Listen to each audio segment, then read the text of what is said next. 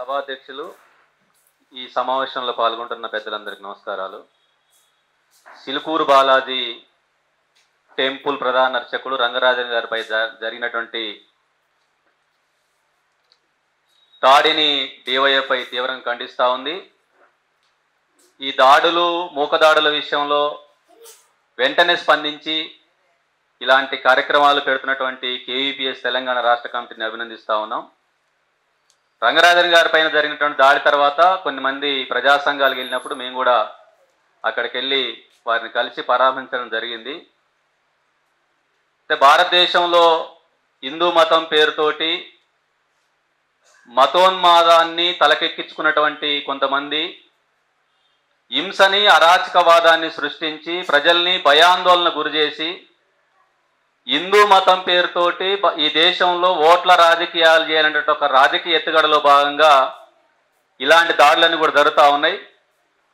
ముఖ్యంగా అది హిందూ మతమైనా, పూజారులైనా, సొంత మతమైనా, హిందూ మతాన్ని నమ్ముకున్న వాళ్ళైనా సరే వాళ్ళ ఆలోచన విధానానికి అనుకూలంగా లేకపోతే ఎవరినైనా దాడులు చేయడానికి, అంతం చేయడానికైనా సిద్ధమని చెప్పేసి అలాంటి వీరరాఘవరెడ్డి లాంటి రామరాజ్యం సేన అనేటువంటి ఏదైతే ఉన్నాయో ఆ సంస్థలన్నింటినీ కూడా ఇవాళ ప్రజలకి వ్యతిరేకంగా ప్రజల మీద అరాచకాలని, దాడుల్ని, హింసని ప్రేరేపించేటువంటి ఏ సంస్థలైనా నిషేధించాల్సినటువంటి అవసరం ఉంది.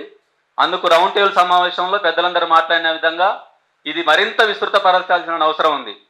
అందుకని అరాచకాన్ని, హింసని, అదేవిధంగా భయాందోళన సృష్టించడం, ప్రజల మీద, అది మైనార్టీలు కావచ్చు, దళితులు కావచ్చు, మహిళలు కావచ్చు, ఇవాళ హిందూ మతం పేరుతోటి పెద్ద ఎత్తున దాడులు జరుగుతూ ఉన్నాయి.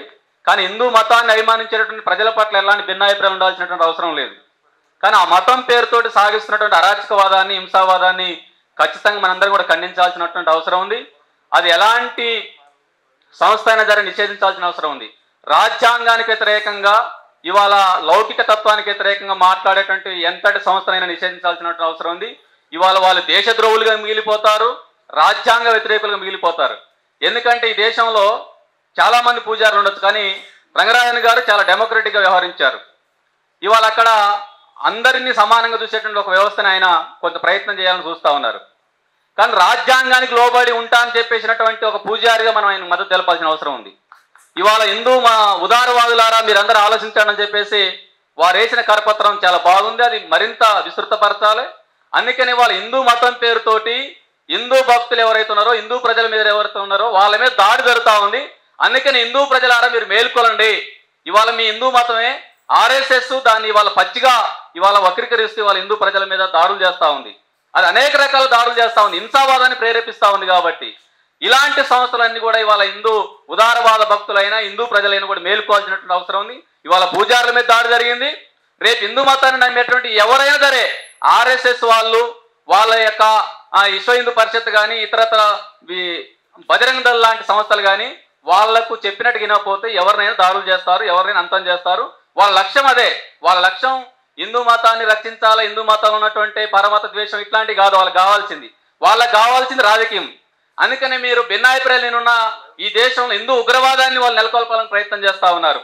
దాన్ని మనందరం కూడా తీవ్రంగా వ్యతిరేకించాలి, ఖండించాల్సిన అవసరం ఉంది. ఇవాళ హిందూ ప్రజల మీద, హిందూ మతాన్ని నమ్మేటువంటి ప్రజల మీద జరుగుతున్నటువంటి దాడుల్ని, అరాచకవాదాన్ని, హింసని అందరం కూడా కలిసికట్టుగా ఐక్యంగా ఎదుర్కోవడం కోసం భవిష్యత్తులో కేవీపీఎస్ లాంటి సామాజిక సంస్థలు, ఇతర సంస్థలు చేపట్టబోయే కార్యక్రమాల్లో డివైఎఫ్ఐ ఖచ్చితంగా పాల్గొంటా ఉంది. మతోన్మాద చర్యల్ని, అరాచకవాదాన్ని, హింసావాదాన్ని ప్రేరేపించేటువంటి ఎలాంటి సంస్థలకు వ్యతిరేకంగా డివైఎఫ్ఐగా మేము కలిసి పనిచేస్తామని తెలియజేస్తూ ముగిస్తా ఉన్నాం. కోట రమేష్ గారికి